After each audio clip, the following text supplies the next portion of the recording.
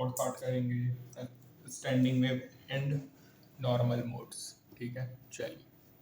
तो देखो, जैसे तुमने देखा है रिफ्लेक्शन एट वन बाउंड्री, यहाँ पे फैमिलियर सिचुएशन होता है एयर कॉलम में, पाइप में, जहाँ पे दोनों एंड क्लोज्ड हों, जिसमें रिफ्लेक्शन होगा दो या दो से अधिक बाउंड्री पे।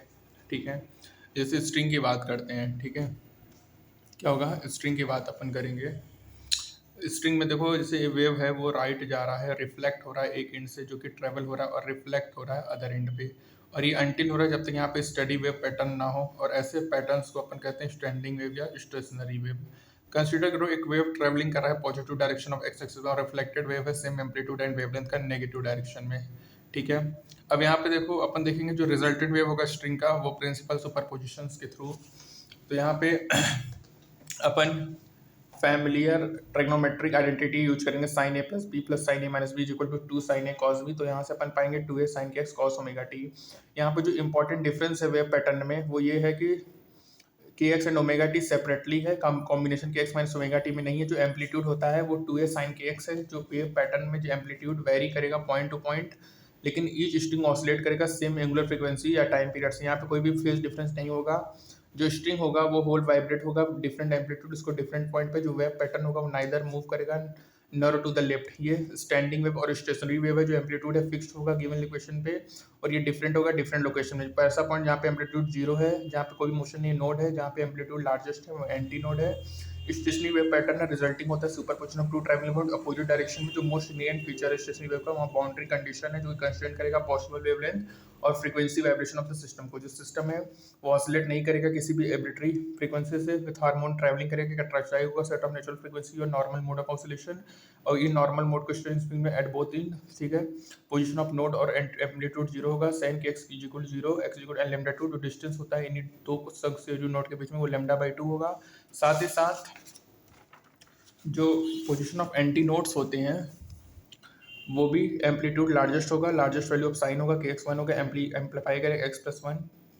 जो डिस्टेंस होता है दो कॉन्सिक्यूटिव एंटी नोड के बीच में वो लेमडा बाई टू होगा। ये अप्लाइड होता है स्ट्रेच स्ट्रिंग ऑफ लेंथ जो कि फिक्स्ड है बोथ इंड से।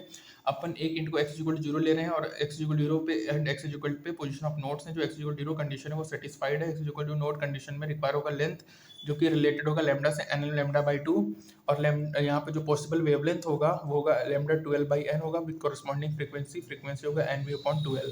अपन देखेंगे नेचुरल फ्रीक्वेंसी होगा normal mode of oscillation system में, जो लोवेस्ट पॉसिबल नेचुरल फ्रीक्वेंसी होता है उसको फंडामेंटल नोड या फर्स्ट हार्मोनिक कहते हैं। फॉर स्ट्रेच स्ट्रिंग स्पीड्स के लिए फ्रीक्वेंसी वी अपॉन 12 होगा, एन इज इक्वल टू 1 होगा, v speed of the wave होगा जो डिटरमाइन होगा प्रॉपर्टीज ऑफ द मीडियम पे, एन इक्वल टू क्या होगा, फ्रीक्वेंसी सेकंड हार्मोनिक होगा, 3 क्या होगा, थर्ड हार्मोनिक होगा।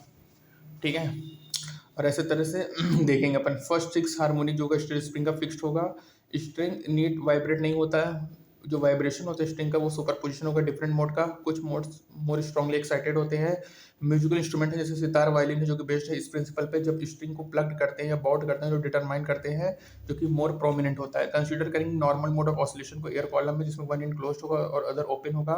ग्लास ट्यूब होता है पार्सली फिल्ड होता है, वाटर डिस्ट्रेट्स होगा, जो इंड होगा कॉन्टेक्ट में वाटर वो नोड होगा, ओपन इंड एंटी नोड होगा, नोड में प्रेशर चेंजेस होगा, लार्जेस्ट डिस्प्लेसमेंट मिनिमम होगा, ओपन इंड में एंटी नोड में जस्ट अदर वे होगा, लीस्ट प्रेशर होगा, मैक्सिमम एम्पलीट्यूड होगा। टेकिंग करेंगे contact x equal to zero पे, तो जो नोड कंडीशन होगा सेटिस्फाइड होगा। ठीक है, l is equal to n plus one by two lambda by two, n की वैल्यू 0 1 2 3 होगा। जो पॉसिबल वेवलेंथ होगा lambda 12 upon n plus one by two होगा। नॉर्मल नोड नेचुरल फ्रीक्वेंसी क्या होगा, n plus v by 12, fundamental frequency क्या होगा 0, v upon 4 l होगा। हायर फ्रीक्वेंसी ऑड हार्मोनिक्स होंगे 3 v upon 4 l, 5 we 4 L etcetera. ठीक है बच्चों, यहाँ पे देखा गया कि जो 6 हार्मोनिक है वन इंड क्लोज्ड है और अदर ओपन है। For pipe both ends each end anti node होगा। जो पाइप ओपन वाले होते हैं उसके दोनों एंटी नोड की तरह बिहेव करेंगे बच्चों। और ये देखा गया कि ओपन एयर कॉलम में बोथ एंड में एक हार्मोनिक्स होते हैं। जो सिस्टम होगा स्ट्रिंग होगा एयर कॉलम में वो फोर्थ ऑसिलेशन शो करेगा। यदि एक्सटर्नल प्रेशर क्लोज होगा नेचुरल फ्रीक्वेंसी की तो वो रेजोनेंस कंडीशन शो करता है। ठीक है, ये फंडामेंटल है। First harmonic, second harmonic, third harmonic है, fourth harmonic, fifth harmonic, sixth harmonic. ठीक है, ये सब है हमारे। उसके बाद देखो जो नॉर्मल मोड्स होते हैं सर्कुलर मेम्ब्रेन के, वो रेडिएटली क्लैम्प्ड होंगे सर्कमफ्लेक्स इन टेबल, जो कि डिटरमाइन होगा बाउंड्री कंडीशन में, जहाँ पे कोई भी सर्कमफ्लेक्स मेम्ब्रेन का वाइब्रेट करेगा। जो एस्टिमेशन होता है फ्रीक्वेंसी का normal mode system more complex होगा। ये प्रॉब्लम इन्वॉल्व होगा वेव प्रोपगेशन इन 2 डायमेंशन। जो अंडरलाइंग फिजिक्स होगा सेम होगा। ठीक है। V/12 ओपन पाइप के लिए का फी मोड सोन है फिगर यहाँ पे। फंडामेंटल और फर्स्ट हार्मोनिक है, थर्ड हार्मोनिक है, फिफ्थ हार्मोनिक है, सेवंथ है, नाइन्थ है, 11th हार्मोनिक है। Normal modes of air column है जो कि ओपन है वन एंड से, क्लोज है अदर एंड से। Only odd harmonics are seen to possible. ये सीओपी कंडीशन में केवल ऑड हार्मोनिक्स पॉसिबल होती है। ठीक है बच्चों। अब बात करेंगे सेकेंड है, सेकेंड हार्मोनिक होगा वन एंड क्लोज्ड है तो यहाँ पे फंडामेंटल फ्रीक्वेंसी V/4L होगा यदि वन पाइप क्लोज्ड हो वन एंड में। 3V/4L 5V/4L सो ऑन है जो fundamental frequency closed eight 1 and 275 hertz है। फ्रीक्वेंसी करस्पॉन्डिंग है फोर्थ हार्मोनिक में और ये हार्मोनिक पॉसिबल मोड नहीं है, कोई भी रेजोनेंस ऑब्जर्व है नहीं है, मूवमेंट वन एंड क्लोज्ड है। बीट्स क्या होगा, इंटरेस्टिंग फिनोमिना होगा जो कि इंटरफेरेंस ऑफ वेव्स होगा। जब दो हार्मोनिक साउंड क्लोज अप होगा नॉट इक्वल होगा फ्रीक्वेंसी के तो हर्ड होगा सेम टाइम में। ठीक है, इसको अपन क्या करेंगे, हर्ड करेंगे सेम टाइम में और अपन सिमिलर फ्रीक्वेंसी देखेंगे। जब हियरिंग करेंगे तो अपन audible distinct waxing waning intensity of sound देखेंगे विद फ्रीक्वेंसी जो कि इक्वल होगा difference inter two close frequency. Artist ने इस फिनोमिना का यूज किया turning the instrument with each other. ये टर्निंग करते थे इनके सेंसिटिव ईयर्स के, ये डिटेक्ट नहीं करते थे किसी भी बीट को। मैथमेटिकली देखेंगे, कंसीडर करेंगे दो हार्मोनिक साउंड वेव जिसकी नियरली इक्वल एंगुलर फ्रीक्वेंसी ω1 है जो कि फिक्स है x=0 पे।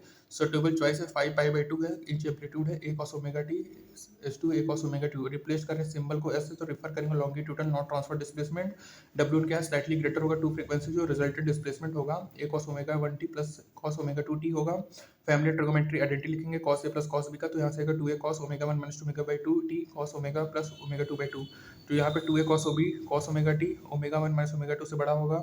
ठीक है, तो यहाँ पे ओमेगा भी हो जाएगा ω1 माइनस ω/2 और ओमेगा हो जाएगा ω1 प्लस ω2/2। ठीक है बच्चों, यहाँ पे देखो इंटरप्रेट करेंगे जो रिजल्टेंट वेव ऑसिलेट करेगा एवरेज एंगुलर फ्रीक्वेंसी से। इसकी जो एम्पलीट्यूड है ये कांस्टेंट नहीं होगी, ये प्योर हार्मोनिक वेव्स होगा। जो एम्पलीट्यूड होगा लार्जेस्ट होगा जब term cos beta t unit होगा +1 से -1। जो इंटेंसिटी होगा रिजल्टेंट वेव का वैक्सिंग वैनिंग में फ्रीक्वेंसी 2ω0 p = ω1 माइनस ω2 होगा। ठीक है, और यहाँ पे जो बीट फ्रीक्वेंसी होगा वो B1 माइनस B2 होगा। ये phenomena of beat of two harmonic wave बताएगा जिसकी फ्रीक्वेंसी 11 हर्ट्ज से 9 हर्ट्ज से। जो एम्पलीट्यूड होगा रिजल्टेंट वेव की फ्रीक्वेंसी 2 हर्ट्ज होगी। यहाँ पे देखो सुपर पोजिशन है बच्चों, एक फ्रीक्वेंसी 11 हर्ट्ज है दूसरा 9 हर्ट्ज है, जो रिजल्टेंट होगा वो 2 हर्ट्ज होगा। ठीक है बच्चों, यहाँ पे रिजल्टेंट कितना होगा राजा बेटा, 2 हर्ट्ज होगा। तो यहाँ पे बच्चों बीट फ्रीक्वेंसी का एक फार्मूला आ गया, फ्रीक्वेंसी 1 माइनस फ्रीक्वेंसी 2। ठीक है, यहाँ पे सुपर पोजिशन एक 11 हर्ट्ज से 9 हर्ट्ज है तो यहाँ पे क्या होगा V1 माइनस V2 हो गया। ये क्या हो गया, वी बीट कितना हो जाएगा V1 माइनस V2 हो गया जो कि हमारा 2 हर्ट्ज आ गया। ये हमारा आंसर आया है। ठीक है, तो बीट फ्रीक्वेंसी का फॉर्मूला क्या होगा, फ्रीक्वेंसी 1 माइनस फ्रीक्वेंसी 2। ठीक है बच्चों, बाकी देखो डॉपलर इफेक्ट हमारे सिलेबस से हट चुका है। और यहाँ पे बच्चों एक इंपॉर्टेंट पॉइंट ये है कि ओमेगा भी ω1 प्लस ω2/2 और ओमेगा ओमेगा प्लस ω2/2।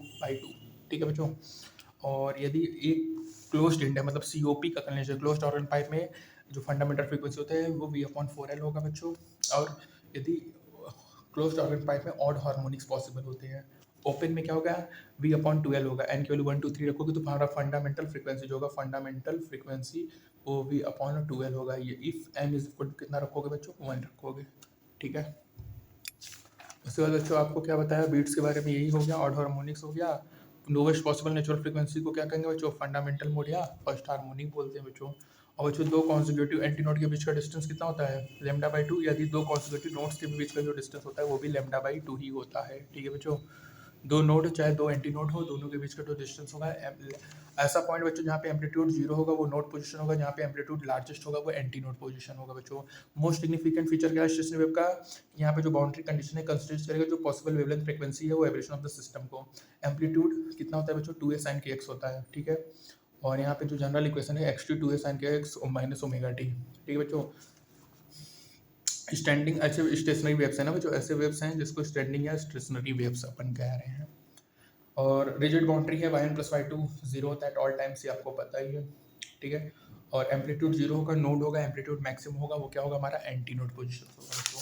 तो बच्चों देखो हमारा डॉपलर इफेक्ट तो नहीं होगा। हाँ, और बच्चों याद रखना कि जो हमारा स्टेशनरी वेव में क्या होता है, म्यूजिकल इंस्ट्रूमेंट जो होते हैं सितार वायलिन ये भी बेस्ड होते हैं इस प्रिंसिपल पे। ठीक है बच्चों, इंड ऑफ कॉन्टेक्ट जो होता है वाटर में वो नोड होगा, जो ओपन इंड होगा एंटी नोड होगा बच्चों। नोड पे प्रेशर लार्जेस्ट होता है, डिस्प्लेसमेंट मिनिमम होता है।